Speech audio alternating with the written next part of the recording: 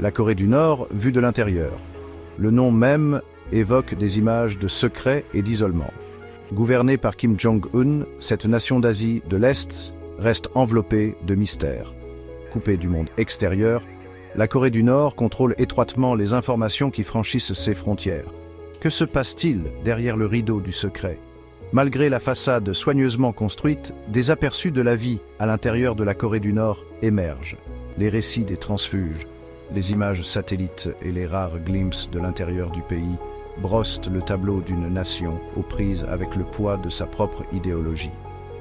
La réalité pour les Nord-Coréens ordinaires est loin de la propagande diffusée par le régime. Alors que le monde retient son souffle à chaque lancement de missiles et défilé militaire, la véritable histoire de la Corée du Nord réside dans la vie quotidienne de son peuple, leur lutte, leur résilience et leurs espoirs d'un avenir meilleur sont ce que nous devons nous efforcer de comprendre. La main de fer, contrôle et propagande en Corée du Nord.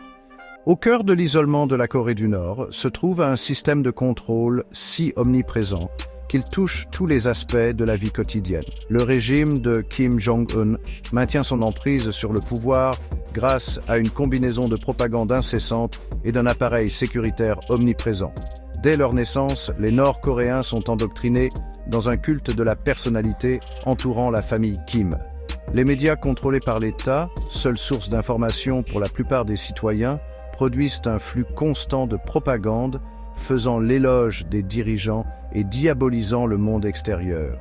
L'éducation sert également d'outil d'endoctrinement, les leçons d'histoire glorifiant la dynastie Kim et instillant une profonde méfiance envers les puissances étrangères. Cette culture de la peur et du contrôle est appliquée par un vaste réseau d'informateurs et de polices secrètes. Les citoyens sont constamment sous surveillance, chacun de leurs mouvements scruté à la recherche du moindre signe de dissidence. La critique publique du régime est impensable, et même les conversations privées sont lourdes de risques.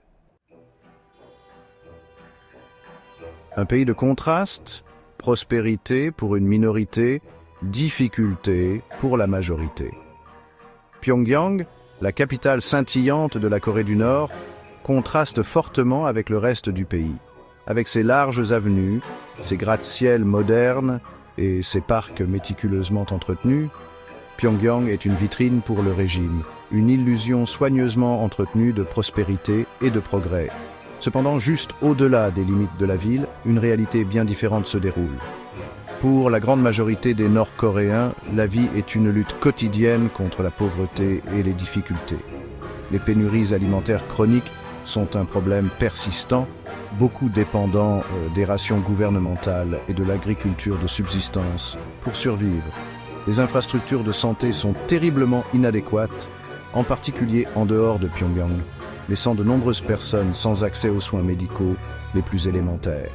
Alors que l'élite de Pyongyang jouit d'un style de vie relativement confortable, la majorité des Nord-Coréens est confrontée à des pénuries d'électricité, à un accès limité à l'eau potable et à une peur constante de la famine. Cette disparité flagrante entre les nantis et les démunis souligne les profondes inégalités qui gangrènent la société nord-coréenne.